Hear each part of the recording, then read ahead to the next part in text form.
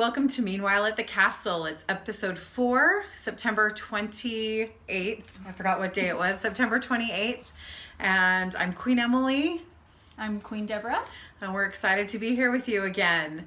Thanks for everybody who may have watched since last week. And if you're brand new, we're just happy to have you join us. But you didn't say it was Meanwhile at the Castle.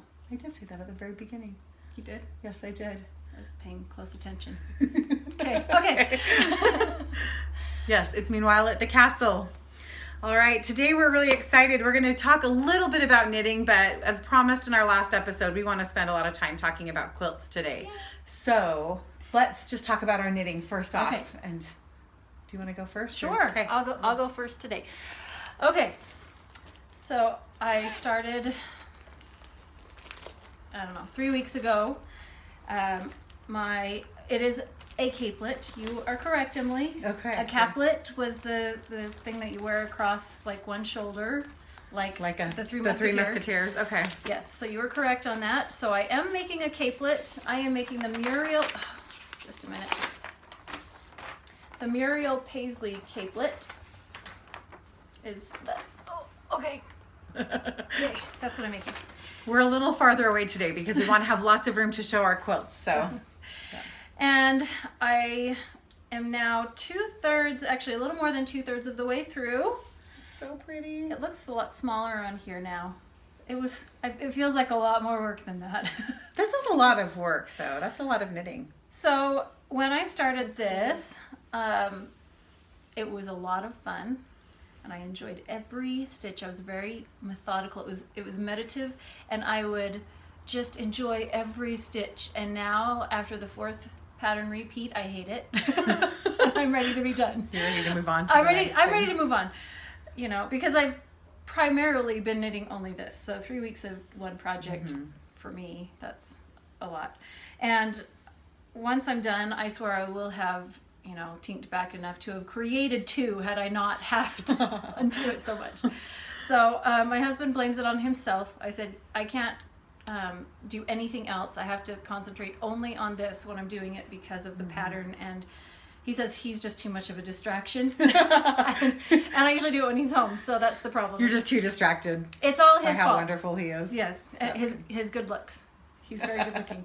So I have 1.5 pattern repeats left, and I'm really excited to be finished with it and to move on to the next project because I have a lot of projects, but also because I've been trying to learn to knit instead of throw, which I've always been a thrower.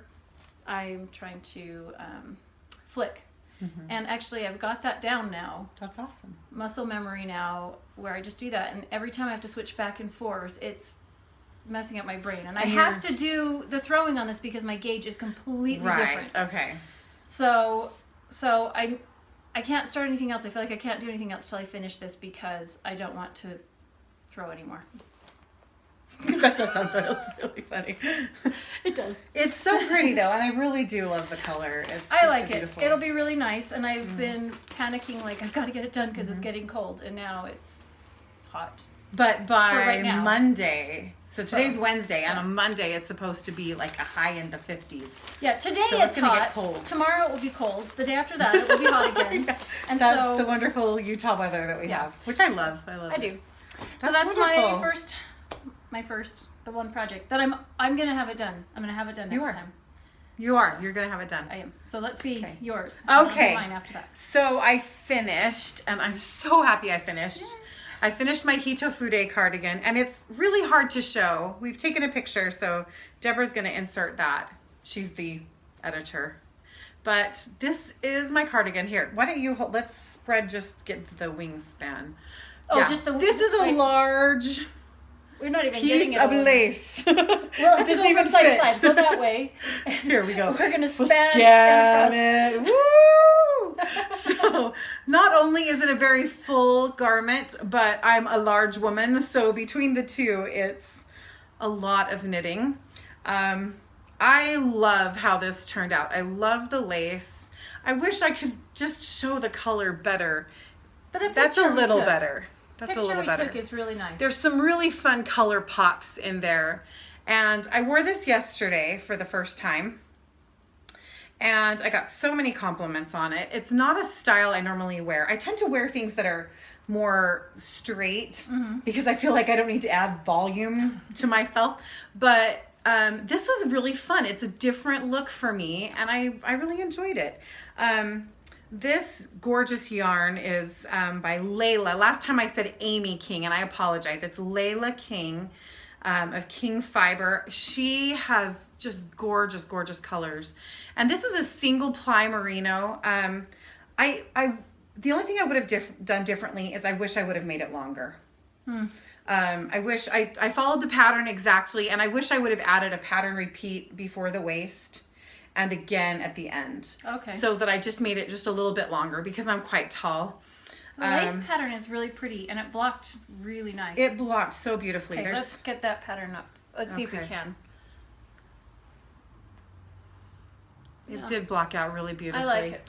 The thing about merino, especially superwash merinos, it tends to just grow. So that's why I didn't add any extra length, because I have done that in the past where I didn't trust it. It looked short, and then after I blocked it, it was so long. The other sweater you made. Yeah, that last blue one. And so I just decided to follow the pattern. It's still going to be great for a layering piece, but if I make this again for myself, then I will add another pattern repeat.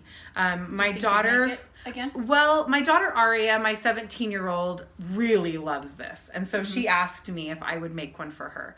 And I said I would, but that I needed some time in between because this was one of those projects. I mean, I was pretty monogamous on this pattern. Yeah. And it took me over a month, which is a really long time for me on a project. Yeah, you're fast. You are a fast reader, so it did take.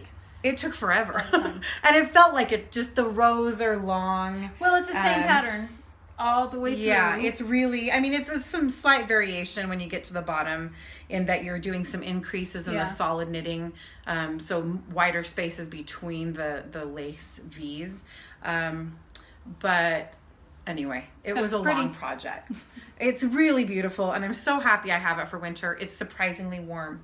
Well, with all this lace, but that and this light gauge, you'd think that it would be, just a good spring. Well, it probably will be, but like cold spring, cold fall. Remember, I don't like to be hot, so anyway. You and your wool not liking to be hot. What is that? Should have chosen a different hobby. But I really love it, so I'm really happy, and I'm happy it's done, and I'm happy I get to wear it. And I love how the yarn turned out with the pattern. I sometimes worry about like a print along with the lace, but I think it turned out really pretty. Well, half of the fun of knitting is the process, and the other half is finishing and using it. Yes, I absolutely. And it's really fun to be able to wear something, especially yesterday we were at our Commonwealth school, and so people there had seen me knitting on this, because I'll take it and sit in when I have downtime in class. I'll sit and knit on things, and so they had seen it, and then there I was wearing it, and that's always fun. Yeah, I love the meme. If I can't take my yarn, I'm not going. Yes, pretty much. So, that and my sewing, I'm the same way. All right, so show us something else. Okay, and I didn't show this bag last time, but this is a bag I made. I embroidered this little panel a year or two ago. That's so cute. And I didn't know what to do with it until I needed another bag, and then made How fun. Cute little bag. I love it. I love it. That is really fun. So, last time I showed the yarn that I had dyed, the gray with the little lavender variations on it. Which I still just love and that as soon yarn. As, first of all, just watching the yarn being wound into a cake, to me, is one of my favorite things. My girls, your daughter and my daughter, they have the job of having to wind all of the yarn into cake the yarn. And they're like, "Are you going to sit and watch me again, Mom?" Yes, I am, because it's so fun. Okay, fun. So I started my very first sock. And I have to say that I hear everybody talking about knitting socks. And I'm like, well, I like to wear my socks. You made me a pair of socks. It's the only pair of hand knit socks I own. Here's one. The other one's in the wash, one at a time, I guess. It's getting ready to be cleaned. But so I thought, well, I'm gonna give it a go and see what the big deal is. It is now my absolute favorite thing to do. You look how far you've come. So I am really proud of myself. I downloaded a pattern, you know, but I guess I didn't realize that vanilla was just a generalized term. Right.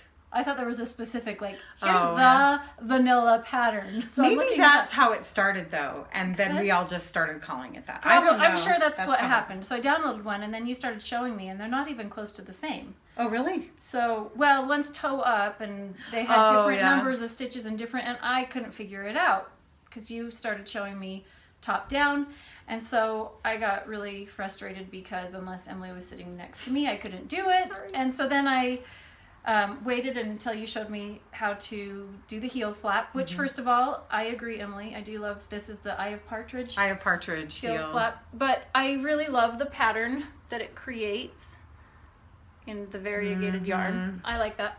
But then when I had to do the heel turn, it was confusing. Everybody had a different way that they did it online. Yeah. And, so anyways, I watched like 8 different videos, and all of them were different until I found Susan B. Anderson has online how she knits her plain socks, and she did it top down. She had the same number of stitches I was doing. I followed that and got through that and the gusset. And so that's been turned, and I'm really proud of myself. That's awesome. So I just really hope that I can remember to do exactly the same thing a second time. Because I watched it from like 7 places. So well, at least you know Susan B. Anderson. You can watch her heel turn. Yeah. And everything else. The wonderful thing about socks is that you can literally take your second piece and lay it on top of your first one. How does it compare? Is it the same length? Does that make sense? Yeah. And so there's a lot of things like that. Well, that's what I did is I measured this. This gusset looks different than my gusset. It does. So that's pretty cool. It does. I'd like to learn how. It does look different. This one doesn't look, this side does not look as nice. So apparently when I come from one direction, it doesn't look as good on this side as the other side. I don't know if you can even see that very well, but I think that yours just looks like mine is probably a little more gradual of a heel turn or of a gusset. Like I decrease every other row. Oh, this one's every row. That's okay. So that's probably what it is. Yep. So that's going to give you a tighter turn right there. But I'm really excited about it. It looks beautiful. And from here on out, I will probably be knitting socks all the time. All the time. I love it. And I really like just the plain. I mean, I have some other patterns that I want to try, but I need to get this down first. So I now understand all of you people that love socks, love knitting socks. I didn't get it before. I've got it now, and I'm hooked. And that's going to be what I'm doing, especially because I only have 1 pair. Right. And I need winter's lots, coming, and everybody I know needs a lot. Absolutely. So. You know what though? It's really hard to give people knitted socks. For me. Well, I appreciate the pair you give. I know that you do. That's why it was easy to give them to you. But it's really hard for me to give a pair of knitted socks to somebody because I'm like, they're not just socks. Like appreciate them. I mean, it's the same thing with a lot of knitted things that we make. This is the next sock my youngest daughter wants. I just got this in the mail. I was really excited about this one. Knitted animal scarves. How cute. I love the mittens on the front. Those are darling. But I got it for the mittens on the front and for this pair. Oh, and this cowl right here with bees because, you know, I'm a huge fan of bees. Can't show the pattern. Yeah. Sorry. But it's these socks. Look. Oh, they're little mice. Are they mice or kittens? They're little mice. That's so cute. I love those hedgehog mittens on the front. So I want to knit the mice socks, and I want to knit this here and the little.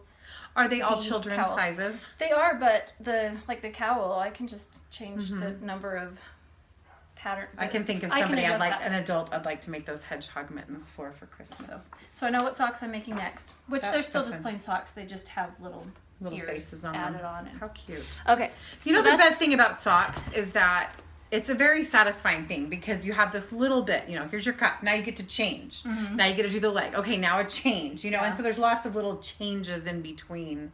Yeah. Plus it's so portable and easy to take. Yeah, I do like that. And it's a nice transition or change from knitting the capelet I was doing with the lace and the cabling and everything to doing something more simple. I really enjoy that. So I will definitely knit more a lot of They're socks. fun. I ready. I had a I'm goal ready. at the beginning of the year to knit a pair of socks a month, and I did it for about 4 months, and then I got distracted and stopped Started doing other that. things. But I'd You're like to gonna get have back to to start that. again. I'd like to get back to that. Yep, that will be fun. Awesome. Okay. Okay, so I'm almost embarrassed to show my next project. Okay, so Okay. oh my okay. goodness, I was at a craft store a few weeks ago, and it must have been a moment of weakness. I was bored. I was waiting for an appointment, so I happened to be by the craft store, and I thought I'll just go in there for fun.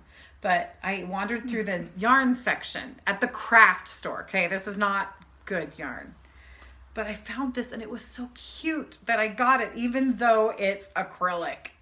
I know. Dun, dun, dun. Okay. Here we go. This is a Hobby Lobby brand yarn, but it's just really cute. It's called Yarn Bee, but the colors It is really cute. are just really adorable. It's kind of this denim blue that's kind of got some fun barber pulling in it, and a gray, and then this really cute, what I thought was just a rainbow.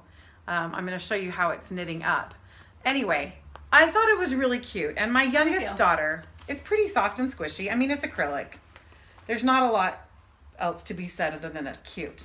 Mm-hmm. The colors are really cute. But it's not horrible. It's not Red Heart. Sorry, but I hate Red Heart. Sorry. Anyway, maybe I shouldn't The say hate that. mail is going to be coming in. Okay, I have to tell you a story really quick. Okay. Okay, there is a lady in my neighborhood, and she is this beautiful. I mean, she makes everything beautiful, and she loves to enter everything she makes into the local state fair. Okay.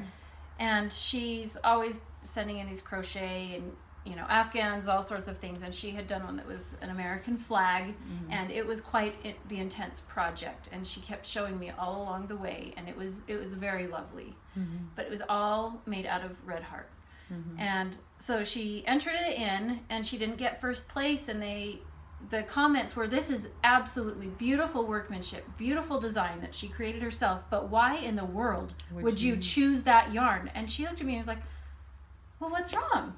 I don't understand." And I I know. It is hard. It's because once you've worked with the real stuff, it's just so hard to ever go back. But I do have this daughter of mine. I've mentioned her before, Abby, and I'm tangled somehow. Just take it She is a very physical little girl. She is usually upside down or cartwheeling or She's just rolling never still. around on the floor. Never still. And she's really, really hard on clothes. She's as hard on clothes as my boys were when they were her age. And so because of that, it's not as, I don't like to spend as much, sadly enough, as much money. Plus she's very sensitive to any kind of itchiness that might come from a woolly type garment. So I wanted to make her a cute sweater that she could everyday wear, kind of. And so I'm working on this. And this is, I talked about this pattern last week, actually. It's the Lancashire Dream pattern. This is a really basic cardigan. But look how cute that is knitting up. So this is what you thought it was like rainbow, but instead It's almost looking like little flowers. It looks like little tulips.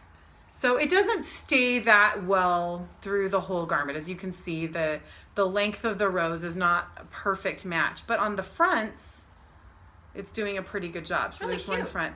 And it's just turning out really fun. And anyway, I'm enjoying this. I started this on Tuesday. So I started this yesterday morning. I've made quite a bit of progress already. And it's just such an super easy pattern. It's just a raglan increase with the stockinette, and then I'll just pick up and knit the front button bands. That's my kind of color work. It's where you very, don't have to actually exactly. do It's very, very changing. simple. But I'm sure enjoying the colors. It's actually really fun. Yeah. I don't love the feel of the yarn, but I don't hate it. It's not the worst. So anyway, that's my project that I have, but I need to have another project too, because I have a stash of acrylic yarn because I use didn't that a start lot out that way. for a lot of dolls and other types of projects that you don't want to felt at all, and they're for Right. little kids that are going to be little dolls that get used heavily. I have a lot of I that. think this is actually the only acrylic that I used to have it like years and years ago when I was crocheting primarily, and that's what I learned to do. I mean, that's what most people I knew used. I didn't even know about like specialty yarn stores for a long time. I mean, I did, but I didn't know they were still around or how to find them or why I didn't get it. So, anyway, but now I'm a bona fide yarn snob, and it's hard to, it's how I feel with fabric. It's really hard for I won't even say true. some of the places, walking into some places Right. and thinking, oh, I just want to go back to the Moda and the, anyways, nice, really nice fabrics. Good quality fabric, so true. And it's not just that, but you can even have, the qualities may be the same across the board at some, different locations, different brands, different, but the designers just it makes such a difference. The prints on them, it's completely different. I like it a lot better. Okay. All right, so yes, now show us this project you're doing. Okay, so this week we homeschool, mentioned that before, and so we're always doing lots of field trips and all sorts of things. So I had a soap making class for myself and my daughters. Only one was able to go, actually, my youngest, but it was a lot of fun. I kept seeing soap making, all sorts of people making handmade soaps, and thinking this is probably way too difficult for me. But it was really, really easy. Okay, so we made some soap. There's 2 varieties in here. We actually made one, and it is made with all there's no animal products in it. It's all like vegan. Vegan? Is it vegan? I don't know that it is vegan. But anyways, it's like there's coconut oil and there's olive oil and there's a lot of different types of oils in here. And then lye, of course. Then we have some essential oils in it. This one is a little bit of peppermint and a little bit of citrus. The next batch had more peppermint, more citrus. Anyways, then this one has some lavender seeds. Actually just went out into her yard. This was one that she made earlier. She just went into her yard, picked some fresh lavender, picked some fresh calendula. Is that what it was? Calendula? Marigold.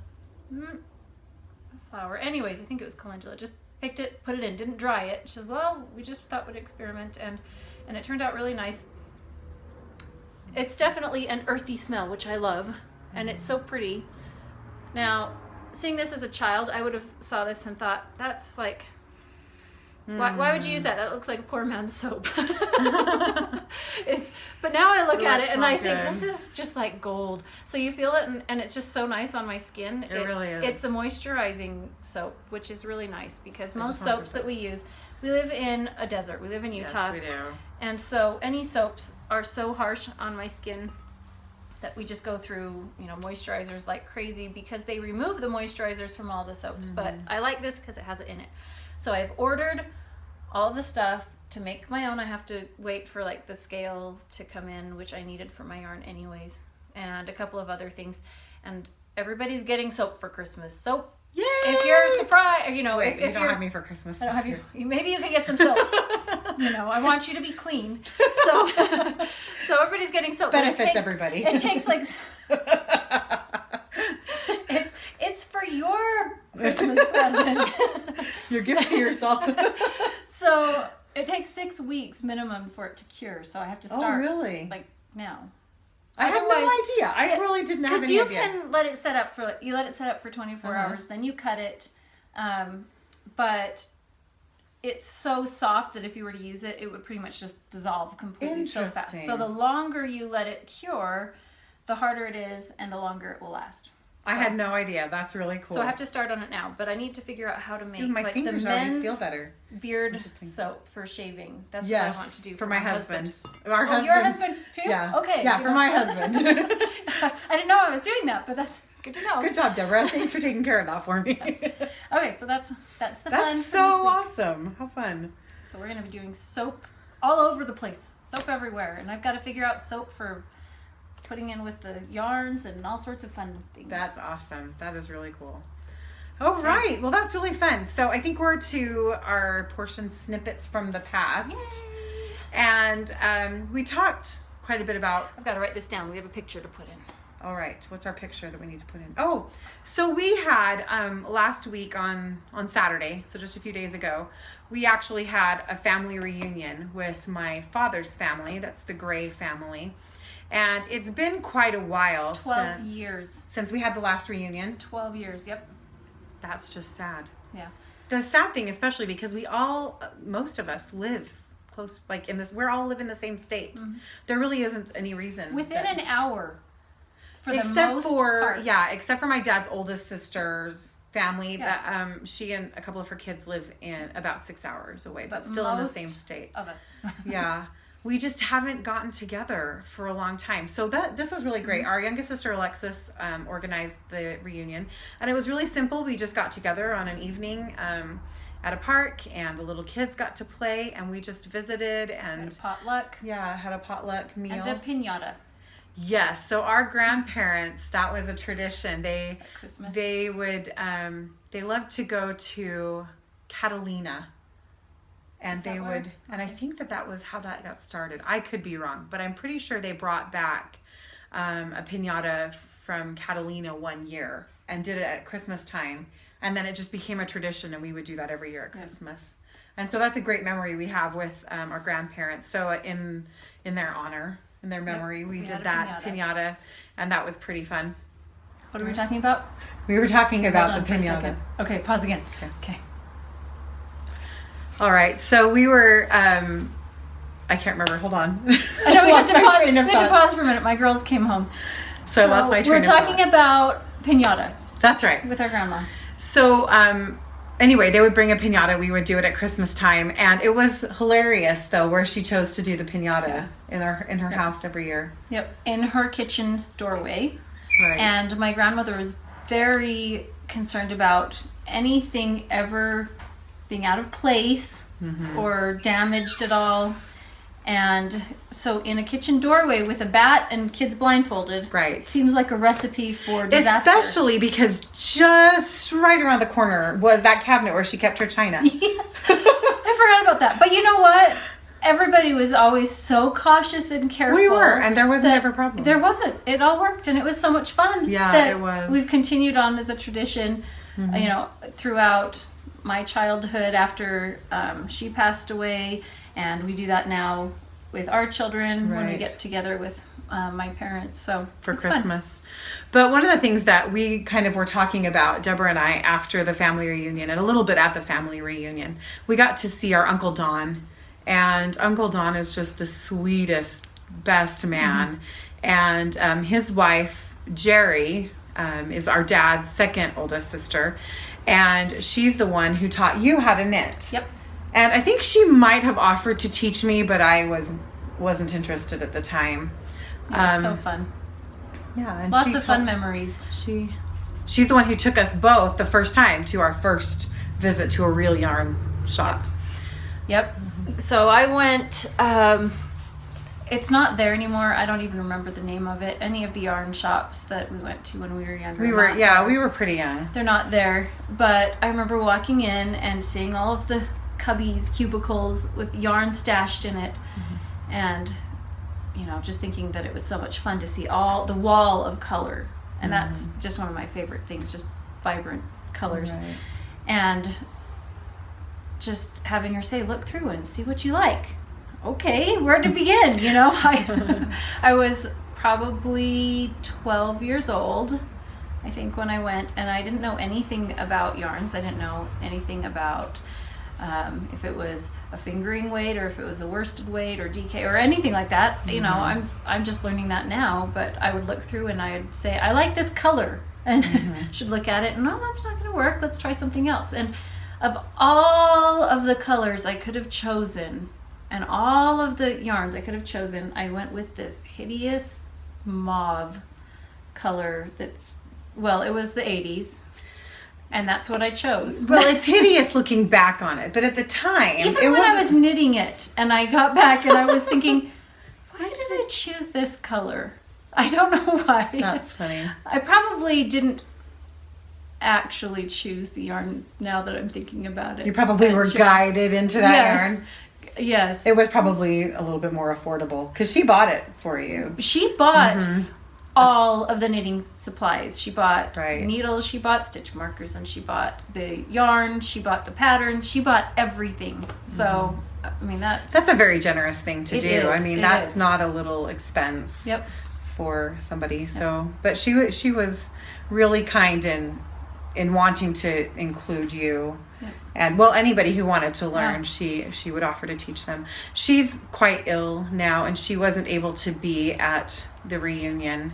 But just even being there with Uncle Don and with her kids and some of her grandkids, it was really great to kind of remember those times with Aunt Jerry. And So what about you going to your my first yarn my shop? experience was a little bit different because I wasn't knitting at the time, and so it was neat to see it. But I was kind of baffled by the experience, actually, because Why would there be an entire store for yarn? Why would you come here and spend that much money on this skein of yarn when you could just go to the craft store? I didn't understand, and it's so hilarious now because it's just really ironic, actually, because of where I am now.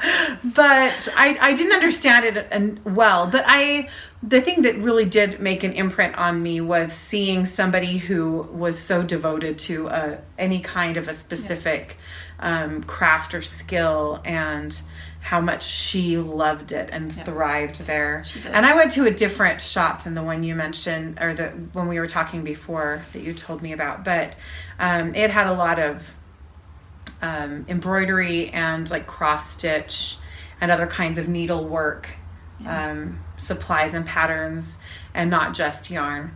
And that was something I used to really enjoy. I used to do a lot more embroidery than I do now. So I was really a little bit more interested in that than the yarn at the time. But the funny thing is that later, when I have really, really became a yarn addict. I was going to say a knitting devotee, but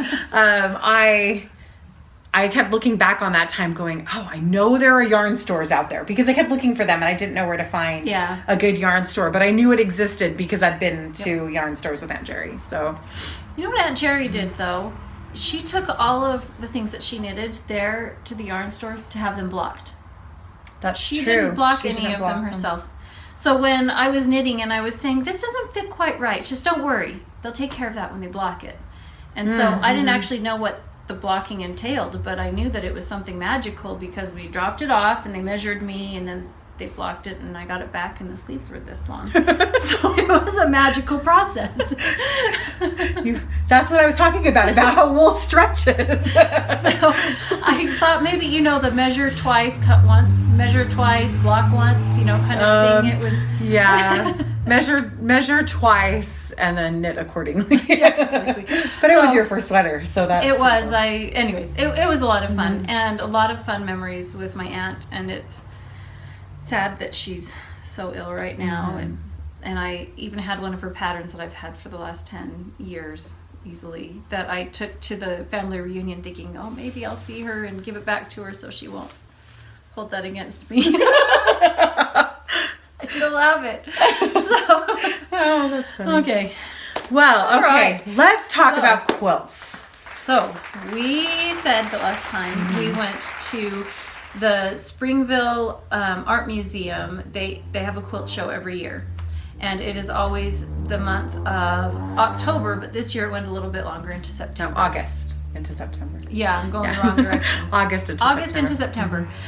And I've been going for over 10 years. I can't remember.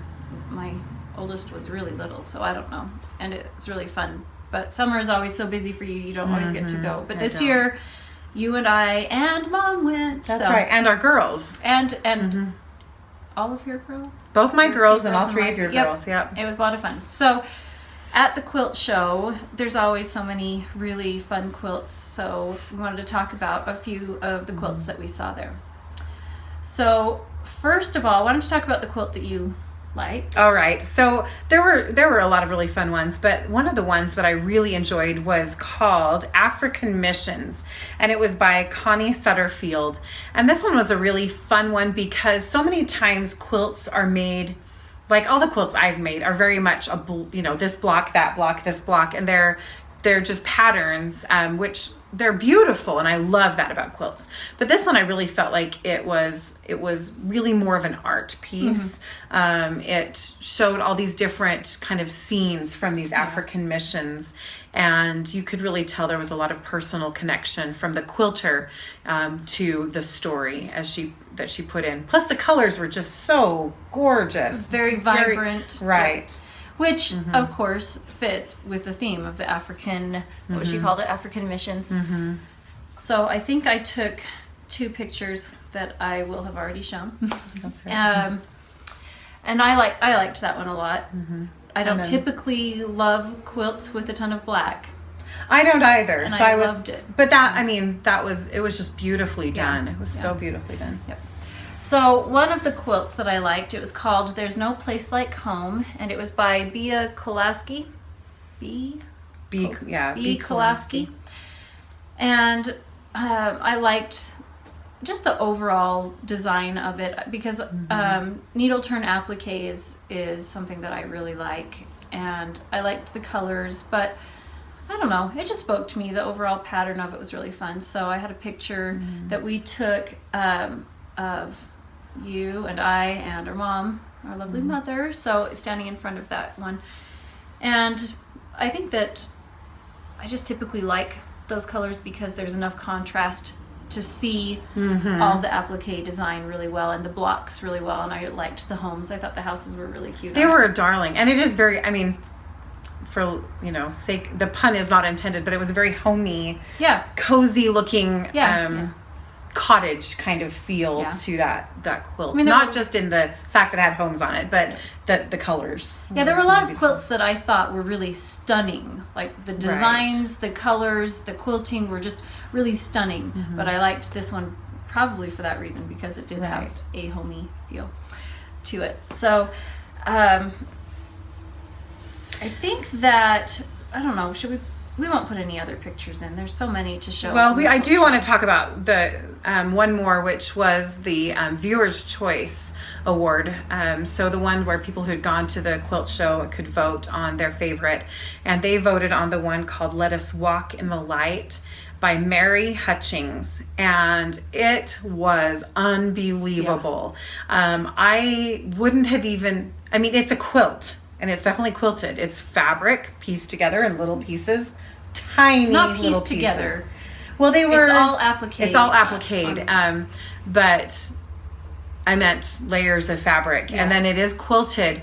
But it is definitely just a work of art. It's not a quilt in the traditional blanket sense of the word.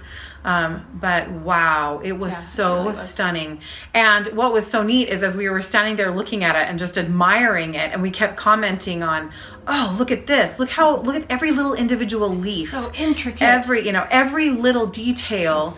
And the lady that was standing nearby, she says, "That's my quilt." Yeah. And we got to talk to Mary Hutchings, who, when we called her an artist, kept saying, "I'm just a grandma. I'm just a grandma." What is that? What difference does that make? Like, well, you could be a grandma and an artist. Yep, exactly. And she, talk about talent. Yeah, she talked about the inspiration for making this quilt. She had visited her daughter, and this was actually what we call the Sacred Grove. Where is that? It's in Palmyra, New York. Yeah. Those of us who are members of the Church of Jesus Christ of Latter-day Saints, that's a place that we have a great emotional connection to. And she had spent quite a bit of time there and had taken a lot of photos. In fact, I think she said her sister, maybe? No, her daughter. Oh, her daughter had taken a photo of this specific spot, and she recreated it. I think she said it took her 5 years to recreate it into a quilt. And it was just beautiful. What I thought was really amazing were all the different techniques that she kind of just created. She just was like, well, how can I create this effect, with fabric and thread? And she would just experiment and did such an amazing job. But the texture of the leaves on the ground in the forest, in the foreground and the background, they were different textures so that you could see it. Get the perspective. The perspective was amazing. It was just really, it was an absolute work of art. And then she had hidden there 4 or 5 hearts. I don't remember the number. I think but it was 4 little hearts, just tiny, tiny little cutout hearts in the quilt, in the leaves, representing one for each grandchild. And it was so hard to find, but her grandchildren can find it really easily. It was just so beautiful. And it was such a delight to talk to her as an artist. Yeah. She was really great. I really appreciate that the Springville Art Museum displays quilts, because I think so many times handmade arts, kind of arts and crafts, or the domestic arts, they get categorized as something other than art. They get categorized as crafty, but not artistic. Well, and also therefore they are considered like lesser than. And they really are just amazing art forms in all different varieties. What she did was completely different than the quilts that you see, and we were talking to her about some of those. I had some pictures on my phone, and she was just blown away, like, oh, I could never do that. I could never do what you do. No. So it was really neat, and she was a lot of fun. She said that she wanted to learn how to watch this video podcast when we created it. So I'm going to send her a link. So if she's there, Mary. Hopefully she can figure it out. Hi, Mary. We hope you're able to watch it, Mary. So that was fun. But we love quilts. Obviously, we've talked about it before. We were talking about it a long time here. So we wanted to share a little bit of our own quilt making experiences. But first of all, I want to show these quilts. So both of us are displaying our wedding quilts. So this is the quilt that my aunts and my grandmother worked on this one. I think on yours. Yeah, on yours as well. Our grandma worked on these quilts. Oh, yeah, she did. And my poor quilt, I didn't realize just what bad shape it's in, but it needs a lot of repair. Yeah. And so this green fabric that's the floral right here, it looks like most of these blocks, this one's not too bad, but there's some damage in that fabric, which is kind of comes back to what you were talking about with some of the quality of fabric. Yeah. But I just love this. At the time, these were my favorite colors. That kind of, I remember saying dusty. Everything was dusty rose, yes, dusty blue, dusty green. You know, I got married in 1996, so there you go. But wait, 94. Sorry. Oops. 1994. So anyway, those were really popular colors at the time, but I really love my quilt. And it's large. It's a large size queen. Oh, okay. Queen size quilt. Yeah, so. Mine's not quite as large as yours for sure, but mine is a log cabin quilt pattern. And so what my Aunt Susan, who did the majority of the quilts up to at least, well, I don't remember how many, but anyways, a lot of them. She called and asked, what colors do you want? And I thought, I have no idea how to put colors together for a quilt. And so I said I wanted dusty blue. Dusty blue. Oh. And mustard yellow. Those were the 2 colors that I said. I'm so glad she kind of did a little bit brighter. Yeah, she said she hates mustard yellow and just could not bring herself to create an entire quilt with mustard yellow. So she did the best that she could with mustard yellow, and there's a few little pieces in there, but she did such a good job with it, and it's fun to have this, and I actually have had it on my bed every winter, I think. Yeah, so I have too, until last year was when I was like, I need to stop using this until I can repair it. So I really like mine. That's awesome. So those are our wedding quilts, and it's a fun tradition. And I brought one more wedding quilt. Okay, you show that one. It's not my wedding quilt, but it was a quilt for my brother. I have it now. I own it because he's no longer married, and it was hard for him to have it. But I made this with my mom, so it was fun. And he is not a quilt lover in the traditional sense of the piece blocks that you typically see. He wanted something a little bit different. And so talking with him and his wife at the time, his fiance at the time, she sent me a color palette that she wanted, and he liked this design. Okay, it's really big, so I'm just going to cover the screen. Here we go.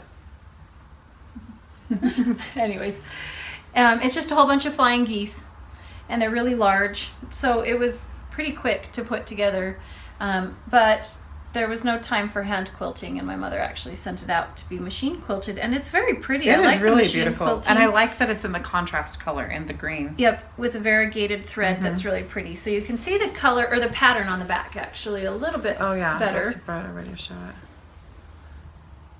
Anyways, that was really fun. And so that was a quilt that I made with my mom, so I really liked doing that with her, because that's typically we do it with our aunts, and mom will come and knit, but I liked that it was what did I say, knit quilt it just comes out. So that was one. That's really beautiful. I love that one. I love that there's so many different things you can do with quilts. There's so many different styles you can do. All right, well, I mentioned before, and I'm still not going to tell the horrible story about how my oldest son's baby quilt got destroyed.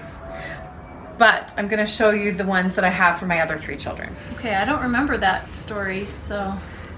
Did he destroy it? Because he typically destroyed everything. No, he didn't destroy it, although he did have a hand, or he was part of the problem. So these quilts are all ones that I made. My oldest son, his quilt was made by Aunt Susan and Grandma Childs. Oh. And they quilted that. And so it's very heartbreaking to me that it got destroyed. And it got so destroyed there wasn't even one whole block to save to turn into a pillow. It was destroyed. Wow. So that's painful. Here? Now this one is my oldest daughter's quilt. She is, like I said, 17, and you can see, I'm going to show you the edges. You can see how much wear and tear. I don't know if you can, maybe you can't see, but all these edges are kind of getting frayed because it's been used. That means it's a good baby quilt. They've used them. They continue to keep them on their beds, even though none of them are near to babyhood anymore. Which direction do you want? Let's see. So this is the border. I think it's just really cute, and then I'm just going to kind of roll it up, and you can kind of see the quilt, the blocks.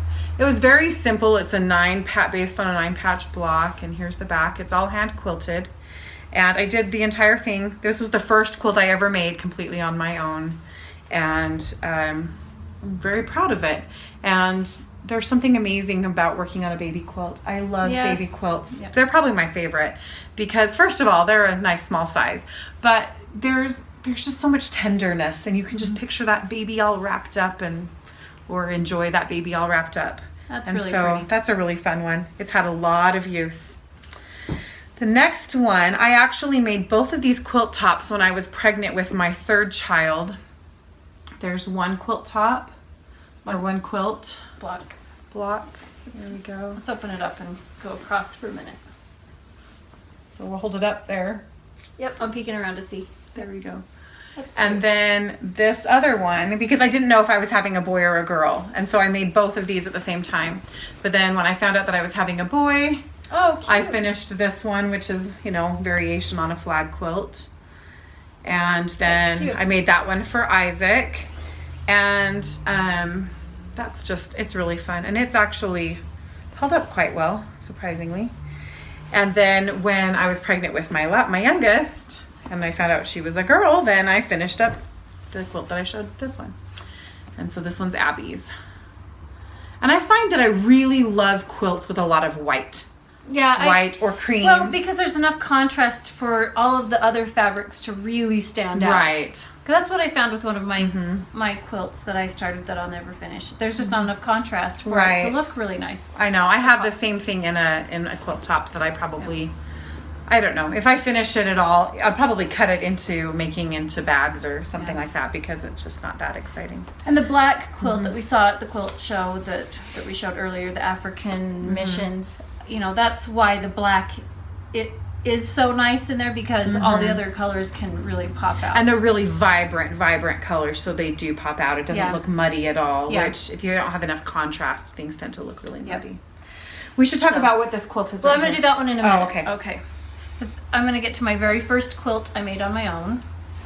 Because when we say on our own, we always were with Mom, with our aunts, with our grandma, and helping somewhat. I don't know how much we helped, but observing in a lot of ways. So it's kind of fun to branch out into your own. And this quilt, I don't even know what the pattern is, frankly, of this block. I just saw a block and made it into a quilt.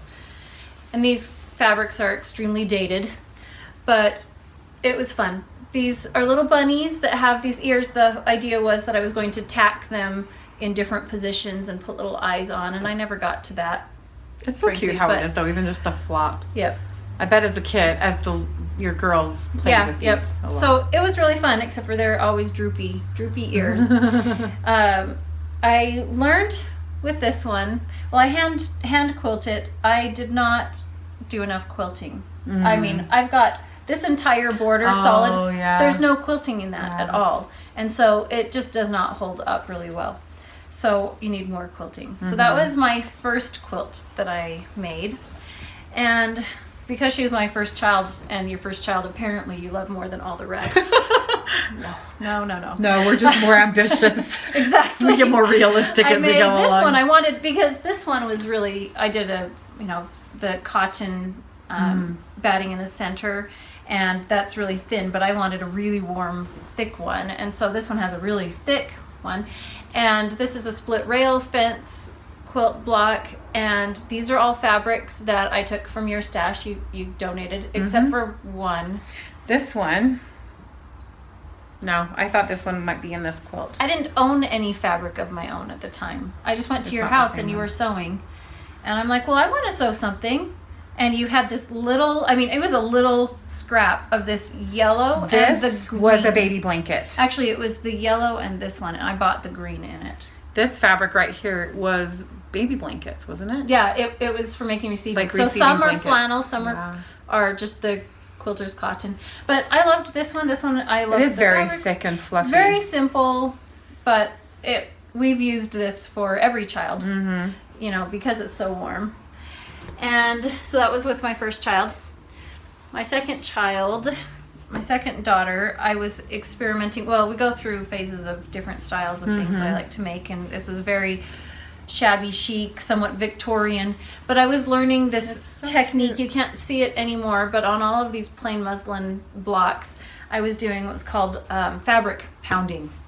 Oh, with the flowers. You'd take the flowers and leaves and you'd put it on. You'd have like a piece of paper or something on top, and you would just hit it with the hammer, and then you'd see the colors appear on here. And I didn't know if it would hold up really. I mean, I tried doing a vinegar heat soak, and anyways, I tried that, and it really didn't hold up for long. I mean, it was there for maybe 6 years, but that's about it. You can see some hints, some shadows in a couple of them. Right. But super I mean, cute. it's just plain squares, nothing fancy. What was fancy was I was trying something different on with the flowers. Fun, though. So that was my second quilt. Really simple. And then apparently with the third child, everybody else thinks you love them most, but that's not true. The third child thinks you love them most. Well, the youngest. This one's super cute. The youngest, exactly. And this is one that I kind of designed. I love pinwheels. I do too. Pinwheels are just. And look at the cute I one. learned. I don't actually remember this quilt. That's so funny. So I was never around you when I was making it at that point. But for some reason. Was around you for the rest of your life. With my child when I was carrying her. Anyways, I made it, but she was born in the spring, and we didn't even really need a baby blanket for her for much time. Right. But I had learned how to do needle turn applique finally, so cute. and I loved it. So I was calling it. I think it was pinwheels and posies. That's the little flowers. Really darling. I really like this one, and it's a really thick bat. I learned to do a little more quilting on the back. Like I can see I little did echo yeah. quilting around all of the different sections. I'm gonna flip it over because I always love to see the backs. Yeah, the backs are. I wonder really if you fun. can see the pattern of the quilting a bit. But I learned to quilt some more, to add more. The border definitely could have used more. Super cute. So those were the 3 quilts for my children. All right, you have to show this one right here. I'm going to show this one. Okay.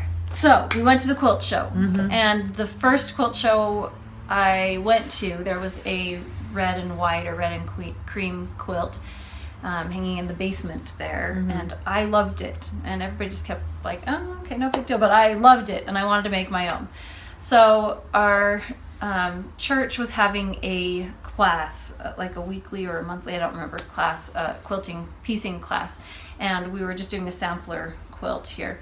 And after like 2 weeks, the person who was teaching it moved and put me in charge. And I'm like, well, okay. That's a good way to make sure you get it done. Well, it's a good way to make sure you know how to do it, because I was taking the class and now I'm teaching the class. But I had a lot of fun with it. So I actually did 3 colors. The class just called for 2. Did I do 3? 1, 2, 3. No, 4. 4. I did 4. But my goal was that I would have someday a quilt hanging in, displayed at the quilt show that we went to each year. And I worked really hard and got it done, and I was so pleased with myself, and it was so exciting to go and see it hanging there. The only problem, I would say, is that they put it next to the Best of Show quilt. And so my quilt that I was so proud of, when put next to that one, looked like, I mean, like a rag quilt pretty much. It looked so pathetic, but I'm really pleased with myself, because up to that point I'd only made baby quilts. And so it's it was really fun. beautiful. It was fun to make that one. Isn't it interesting how much we compare, though? Like, we do. We compare ourselves, our own work, our own skills to everybody else. Because as you said, that quilt that you'd worked so hard on and been so proud of. Yes. We shouldn't stop being proud of it All because of a sudden, somebody else did something amazing. Yep. We should be just as proud of our Well, and hard that work. was my first, I call it real quilt, because it was not just a little baby one that I was experimenting on, but one that I thought, okay, this is going to really be an investment financially and time. So I did. I worked really hard on it, and I'm proud of it. It's beautiful. It's really beautiful. I like it. It's not the same colors that I was hoping for in the end, but is it a little nice. more muted than you would like? It looks actually pink when you see it from a distance. Look in the camera. It looks like it has a lot of pink, but when you look at it up close, it's red. It's red. I wanted it to be really vibrant red. I added some tan in there because I wanted. Anyways, there's one fabric that has just a lot of tan in it, and I thought it needed some more in there. So it's okay. It just ended up a little bit different. I think those are all what we call happy little accidents. Right, so. exactly. Okay, we have lots of quilts. Did you have other ones? I just have my 2 that I'm in progress Okay. on. So show some of those. Okay. Actually, I'm going to do this one because Yes, I do have that. some that are in progress as well. So I have a quilt. Kind of what happens is I just think that every year that I go to the quilt show, I come home and think, well, I should make another quilt. And I get started on it, but I go home and like, oh, I don't necessarily have everything. What do I have? And let's just start with whatever I have. And I always have red, white, and blue scraps because I love anything patriotic. So I started with a middle block that was like a flag kind of inspired thing, and I put 4 together like a pinwheel, like this. Here, there we go. And I started with that, but then I love star blocks as well, and I just used whatever scraps I had and created a whole bunch of different star blocks. Put some sashing together and made a star border on the top and the bottom. So cute. I think, yes, I did take a picture. I'll insert. I love your use right here of the rickrack. Oh, I did rickrack around the flag. center flag. That's portion. just so, I love anything like that that adds a little bit of dimension to it. And it looks just like a scallop, but it's really fun. so We had fun. a foreign exchange student from Japan that came, and she didn't know how to sew or do any of those things, but saw the blocks, the unfinished blocks, and was dying to have them. And I thought, okay, is there any way that she would even know how to finish it? And I was like, well, does your mom sew? No. Does your grandmother sew? No. Do you have aunts, uncles, neighbors? No. Okay, I'm not going to send unfinished blocks home with you. Didn't you make her a pillowcase or So I something? taught her how to sew. She made a very basic red, white, and blue, it looked like a flag, tote bag. Oh, a tote bag. That's what it was. So she That's took really home fun. some of her bit of Americana and one other finished. Yes, quilt. I love this quilt so Okay, much. what I love about quilts, it's the same thing with anything handmade, is all of them have meaning to them. I really. agree. And this is made by one of my best friends, and she lived nearby and really was such a blessing and such a help when my children were young. I just needed some help because I had some challenges with them. And And she was just like a second mother. And she sent me this after she moved away. She had made me this wall hanging of all of these pictures. And it's just so sweet. So I love... So cute. I love this one with the flowers. The colors are so cheerful. The pattern is really fun. So I think I'm going to hang this in my new studio as soon as it's finished. That's really cute. So those That's are just the a really charming one. finished quilts that I brought to show. Well, I have not done as much sewing in the last several years because I don't have a good place to sew in my house, which we're working on, but it's a slow process. So every once in a while I'll get something out, but I just finished, I don't know, a month ago, I finished the quilting on this and it hasn't been bound yet. It's so cute. But this is... Let's open it up. Okay. It's so cheerful. It's just a fun, bright one. And it has all these really fun prairie points. You can see right in one of the spots over there by you. The way I folded them in. It just needs to be pressed down again because it'll lay down. It was fine. But these little prairie points along the border, which And I love pinwheels. you can see. And pinwheels really are. They're just such a cheerful, kind of whimsical quilt block. I think I've sewn more pinwheel And then I really quilts love than this anything. cute little, the orange on the back. And I have the fabric that's going to be the binding is very similar to this fabric right here. It's not with that kind of the paisley and the flower. This is a Moda Bake Shop pattern called Pinwheel, just Pinwheel Baby Quilt. But I fell in love with it because of the prairie points in the border. And did you make this for a specific baby? It's for grandchildren. Okay.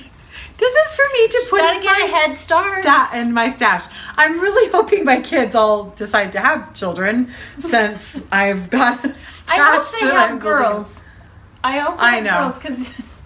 Like I said, if they don't, your kids will. So somebody will have girls. Oh. So there's this one. And then the other one I have is, this is just a quilt top. And again, it's pinwheels. It's big pinwheels and little pinwheels. Thanks for folding that. And so That's cute. I really love those little pinwheels. I just think that's so the green, fun. yeah, those are really fun.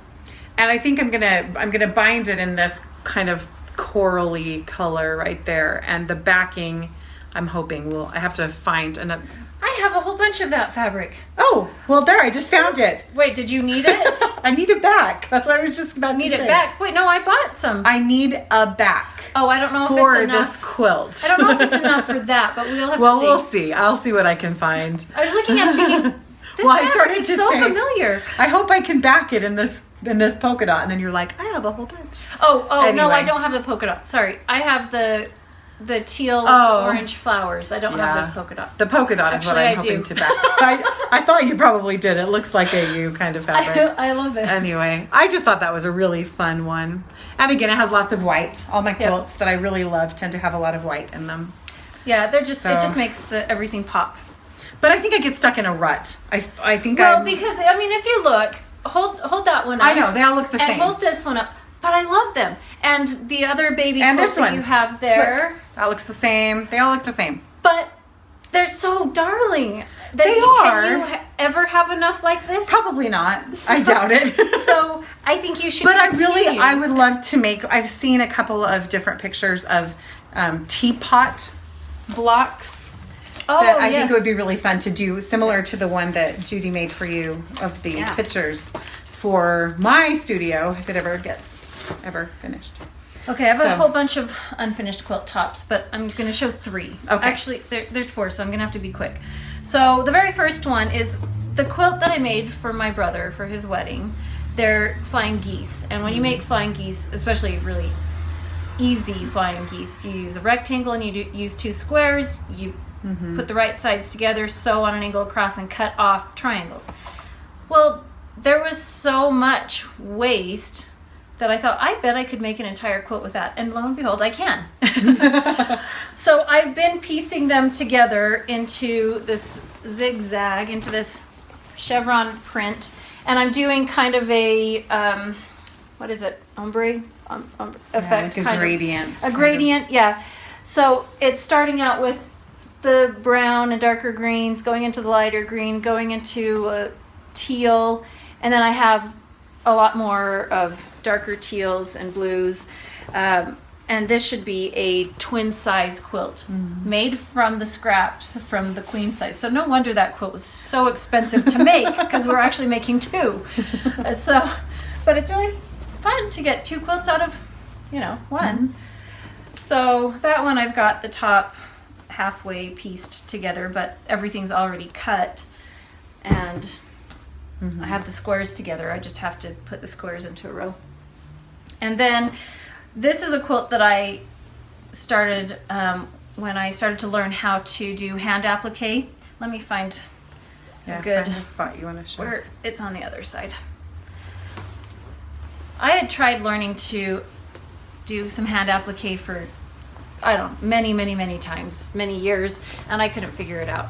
Needle turn specifically, and my aunt taught me how, and so I made this block that was adapted from a different pattern, not meant to be a quilt, and I think it's called Apple Blossom.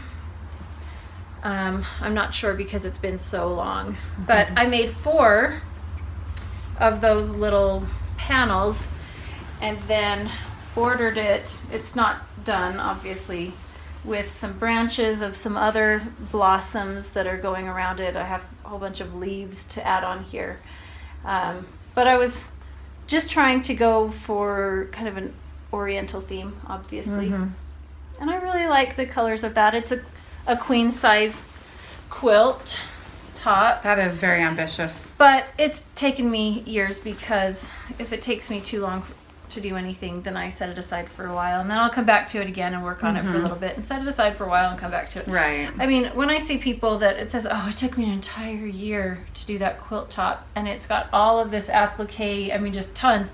I think, well, it's taken me an entire year to do that quilt block, not top. One block, not a top.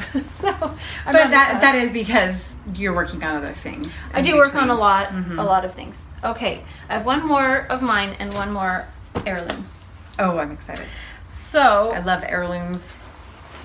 My goal was to have a different throw for each large holiday. So I had one that was patriotic for the 4th of July, and this one is for Easter, and I designed this top. Now I took inspiration obviously from my first quilt that I made with the floppy ears, that once it's quilted then I can sew the ears. I like the little polka dots on the inside. So the ears have these little polka dots. Yeah, they're really cute. And I love pinwheels, obviously, and it has a lot of white because I like the white. These flowers are not needle turn applique, they're machine applique. So pretty simple. Show that bunny up closer too. It has a wool felt nose. How cute is that? Button eyes, and I embroidered the little mouth or whatever that part is. So that's so the fun. idea was that someday I was going to be a quilt designer, make patterns. And this was the beginning. Aren't someday we going to be an everything designer? Yeah, I decided I like the creative process of this, but when it comes down to the technicality of making it into a pattern, I want nothing to do with it. That's how I am with knitting too. I'm like, if somebody else could scale all my designs, then I would probably. So I mean, I have the measurements all written down and everything, but I am not about to worry about testing it and all of the work that it takes. So this is where it stopped. It's really, really cute. There's that one. Okay, what's the heirloom? Here's the last one. This one is really fun. So my grandma Childs, my mother's mother, when she passed away, my Aunt Mary went through and got all of her sewing supplies. And she, for a long time, held on to a lot of them, and one day said, I just can't keep everything anymore. And she was going to get rid of this. This was, I believe, I can't remember, you have to ask Mary, but our great aunts. It's the Star of Bethlehem. That's all I got. I did not get it set in anything, but it is half hand pieced, each diamond sewn together by hand and half done by machine. But the fabrics, oh, they're so fun.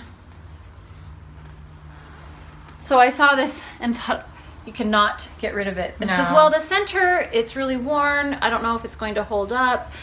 And I said, I don't care. You can't, it's hard to get it to focus really well on that. But, so I wanted to save this, so I set it into just some plain white. I didn't know what to do with it because I didn't want to use all of the reproduction fabrics. So it wasn't in the setting, it was just the star. It was just the star. Mm-hmm. But I didn't feel like the reproduction fabrics actually looked really good with it when I held it up. I think that a lot of the reproduction fabrics, they actually, they seem to be printed in a more muted tone, almost as if they're trying to make them look antique. That's kind of what it didn't look right with it. And I have a fabric, except for now I can't see where I put it, that I got to do some borders and other things with it. But I'm not sure what I want to do from here on out. But at least I've saved this and put it so it won't continue to fray because the edges just not being set into anything. You know, it was really hard trying to get it to balance out because nothing was even close to even. You know, to the same angles. And that's crazy too, because every one of those little diamonds is individual. So what they would have done was had like a cardboard template that they would have traced out one by one all those little teeny, all of these diamonds onto the fabric and cut out by hand. We have, you know, our cutting mats and our rotary cutters and the rulers, and it just is so much faster to do that. And even with specialty shapes, you know, I have little templates and things that are acrylic that we can cut around, and it makes everything precise and easy. But doing this completely by hand, there's a lot that's done by machine and a lot that's stitched by hand, so it's really fun. Well, I kind of want to flip it over and show. Right here is some of the pink. Here's some of the hand piecing. I have to show, different colors of thread. Let's see if we can get it to. I'll have to get it up really close and hold it for a minute. Yeah, you can see some of it here. It's fun. That's such a special thing to preserve. And I really feel that these handmade, as far as heirlooms, I think of all the antique stores and, you know, looking for antiques, but the handmade things, to me, that's where the magic is. Yep. Because it's a piece of somebody's story.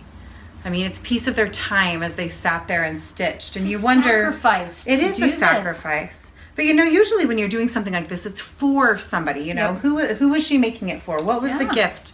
What was the purpose behind it? Where did these fabrics come from? That's what I want to know. Were they scraps from another quilt, from their clothing? A lot of times, you know, worn out clothing would be made into pieces for quilts and different things like that. And so they're so bright. I'm really surprised at how bright they are. Yep.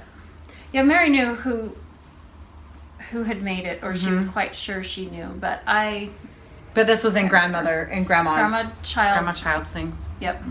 She had a couple of them. That's really just special. Of different ones. That's super special. I liked this. What an awesome thing to have. We have a lot of other quilting, but obviously we just love, you know, all of the domestic arts because it really is an art form. It's not just a craft that's a lot of people perceive as a waste of time. Right. There is so much history behind all of this. When you're working on something like this, you can really connect to history through the process of it. And also when I'm doing that, I always think of my ancestors, and there are times where I feel like they're there and visiting while I'm working, and that they're pleased that I'm continuing on with that. So I really love doing any of those types of things. We've made quite a mess. I'm just looking around at our quilts all over the place. I'm glad I didn't bring out all the rest. I'm sure you are too, because this is very long. So why don't we end with our final segment of what are you reading? What are you reading, Emily? So I've mentioned some of the books. I'm still in progress in a couple of the books that I'm working on, but this is one that I'm reading with Abby, and I've read it with all my other kids before, but this is kind of the time, I think I always come to a point with each one of my children where I think, wait, I haven't read that with you? Yep. Because I am so used to, I don't know, it seems just part of us. But we're reading The Lion, the Witch, and the Wardrobe. And by C.S. Lewis. Sorry. I assume we just assume everybody knows. The Chronicles of Narnia, reading The Lion, the Witch, and the Wardrobe. And this is so fun because we're reading it at bedtime together, and we'll read a couple chapters each night. And she's familiar with the story. I mean, she's seen the movie, so she knows the basic idea of it. But to sit there and read it with her individually, and the best thing to me about reading with children is the talking. Absolutely. Yeah. It's not getting through the story. Even though sometimes I struggle with that because I have a hard time. Like I'm on a roll and then they interrupt and they want to have a question. And you're like, again? Right. We've got through in an hour 3 sentences. But I really love the discussions. Yeah. And I love talking with my children about important topics. I like reading. I like reading above whatever reading level they're on. Yes. I think that reading aloud to children is something that, and I'm not just talking little children, we still will occasionally read aloud to our older kids too. I mean, read aloud as a family.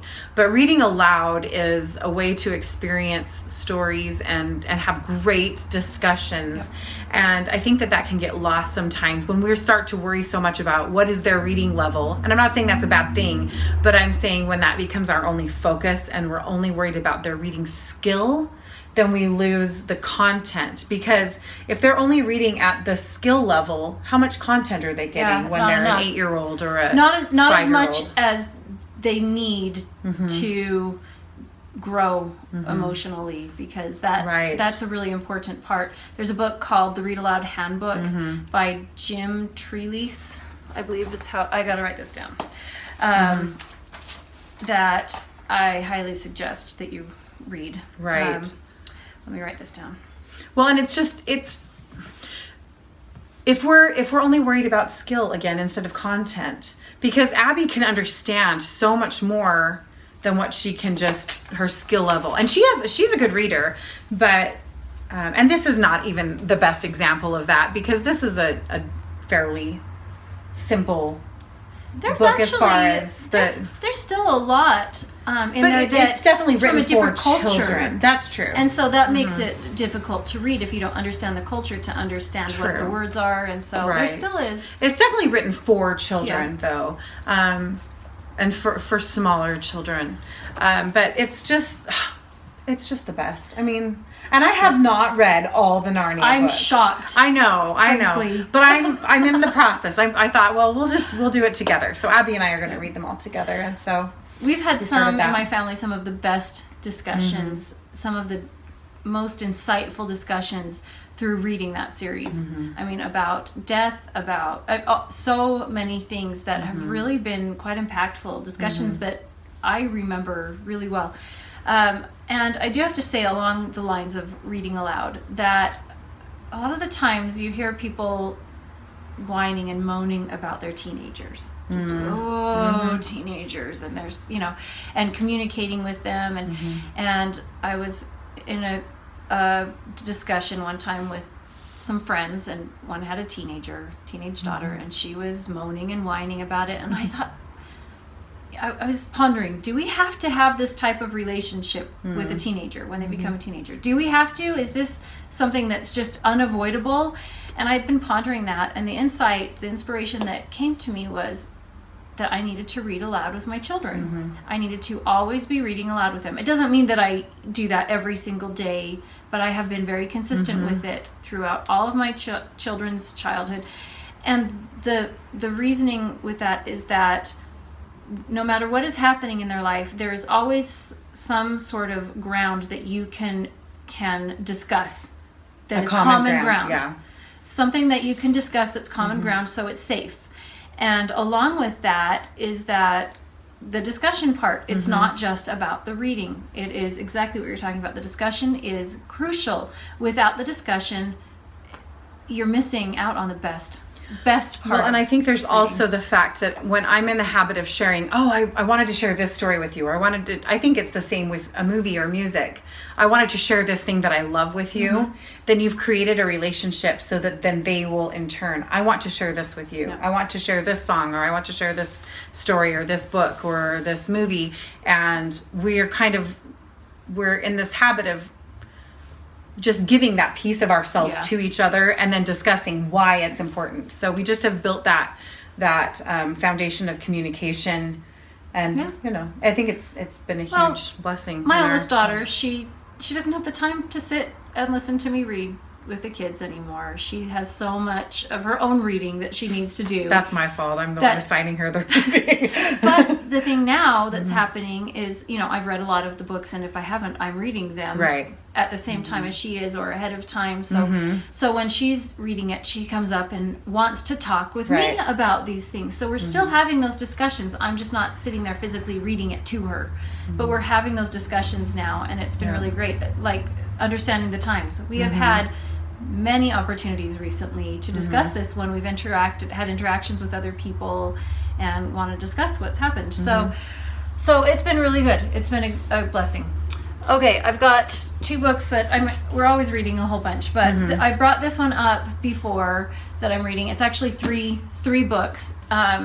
Gethsemane, Golgotha, and The Garden Tomb by Andrew C. Skinner. It's bound into one book that they're calling The Savior's Final Week.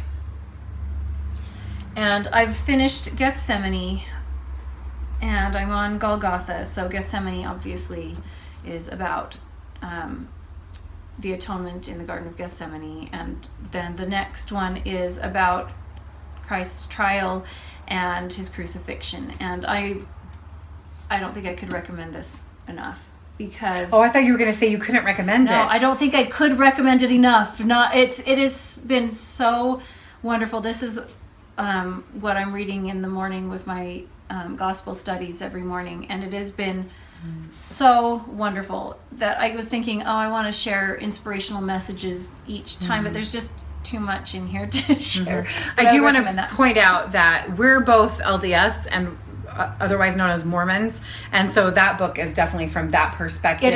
It is. And so to understand that as you're watching. It is from that perspective, but I don't think that anybody who is not a member of our same religion, that I don't see that they'd have any, if they're Christian, that they'd have any, take any offense to any of it. We believe, in the same atonement and in Christ's crucifixion and in his resurrection. But we definitely do have sometimes different perspective on things, or different, specifically on the Garden of Eden. Yes, we do.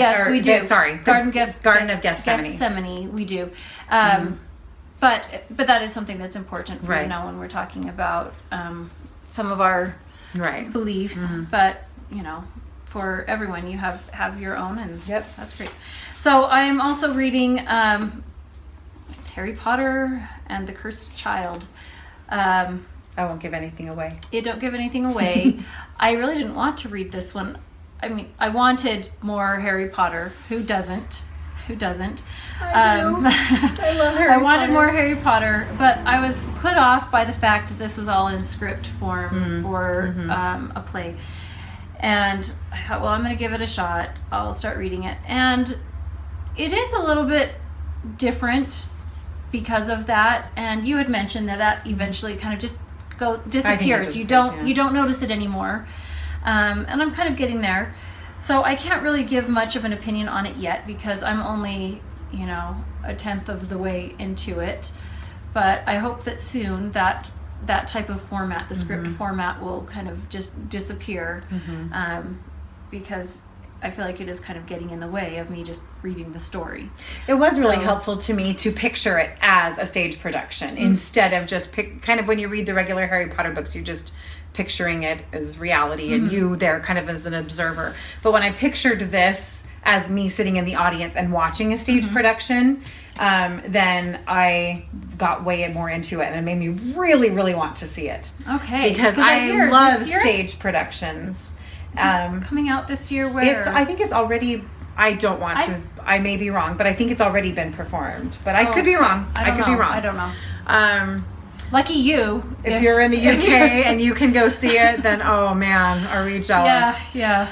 But I love a good stage production. Yeah. The big, kind of extravagant kind of stage production. This would have to be extravagant. And this is definitely one of those. And I would have Yeah. loved to see the artistic way that Yeah. they would portray some of these things. So I'm just happy, really, still, that there's just more. That there's more Harry Potter.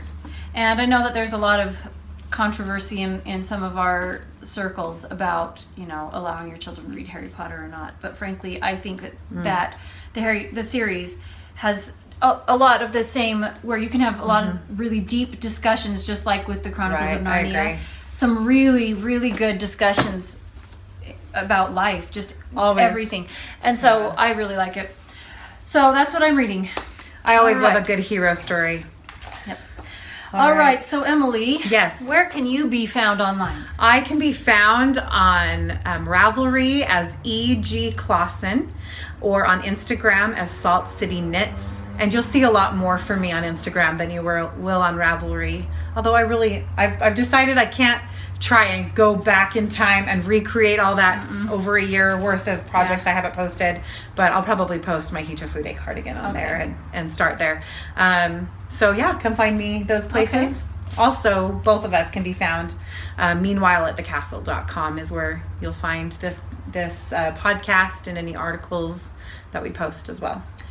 And I can be found on Ravelry. Oh, I know I can. I already posted what it was, but I don't remember. Purple Pinwheel. That's Purple what I am. Pinwheel. Purple Pinwheel. And I'm on Instagram as Indigo Chicken Dolls. And I'm also on Etsy as Indigo Chicken. So I have a shop on Etsy there. You know what we didn't tell about was our giveaway. Our giveaway. I think we need to make it go for another week. We do, because... Yeah, we do. Yeah. So actually, if you want to win that gorgeous bunny that Deborah made, then you need to come and comment and tell us what you're reading. Yep. And help us to get some good ideas for our fall and winter cozy reading evenings. Yep. So thank you for joining us, and next time hopefully we'll have some more knitting and sewing, because we are done with our quilting segment. There we go. For now. For now, until we make some more. All right. Have a good week. Okay, bye-bye.